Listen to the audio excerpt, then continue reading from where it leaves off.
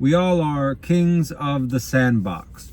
What I mean by this is we give so much importance to our lives, to the things we do in our life. And it really makes no difference in the end. Of course, it makes a difference to our lives in the moment and to the people around us. But ultimately, when you think about it, when you're afraid to do something, when you feel ashamed, when you feel embarrassment, why do people feel that? Because think about it. You die, then people that you know will eventually die, and in 2 or 3 generations, nobody's going to remember you at all unless you've done something really remarkable and you're written in the history books. And maybe your presence will now be online somewhere, but it's not like most people will be watching that. They might stumble across it, like maybe this YouTube video one day. But for the most part, nobody's going to remember you in 2 or 3 generations from now. And even the people who do remarkable things and who are famous, even they will be forgotten, let's say, in 1,000 years.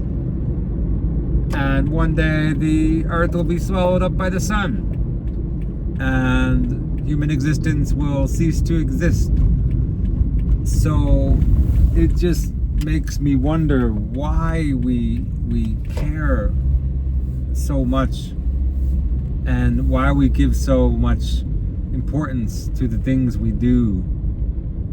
And so that's why I say we're all kings of the sandbox, because that's how we kind of act like we're the biggest kid in the sandbox in kindergarten, right? We're the biggest fish in the pond. We're the biggest frog in the puddle.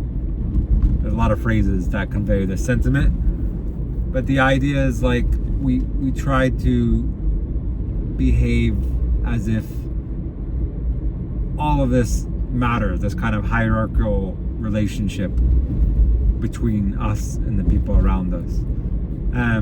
This really happens in Japan to, I think, a larger extent than America, where I'm from.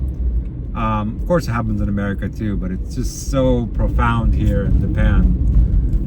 Not only in the hierarchy of like companies, boss to management to the lower level employees, but it happens at school, and even just like with friends. They have the senpai kohai relationship, your senior or your person who's lower than you, and just by like grades, like even in high school or junior high school, you have to talk a certain way to people that are above you or older than you. And there's some good things to that, right? Showing respect to your elders, people who are older than you, even if it's 1 year. So I'm not saying it's all bad. But like, yeah, here with the school systems, they will put so much value and importance to like these schools, like high school, junior high school, like study so hard to get into them. And yeah, like I said, it does happen in America too, like with the Ivy League schools, Harvard, Stanford, Yale, in the college level especially. And I know it happens in high school as well for certain private schools, but it's really prevalent here. Or maybe I just notice it more now that I'm living here longer as an adult versus when I was in America. I grew up there but left at 24, so maybe I just didn't notice it as a teenager or a young adult. But yeah, just people put so much value and importance into this. It's just crazy, and I just don't know why.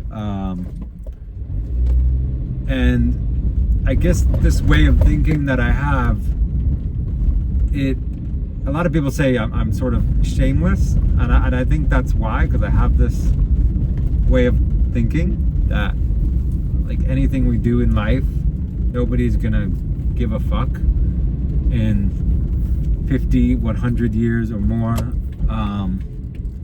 So maybe I do have a little bit of shamelessness. But yeah, I want to know what you guys think. Like, I know there's some value in it, but I think a lot of people just take life too seriously. What's that quote? Don't take life too seriously, you'll never get out alive. So I'll leave it there.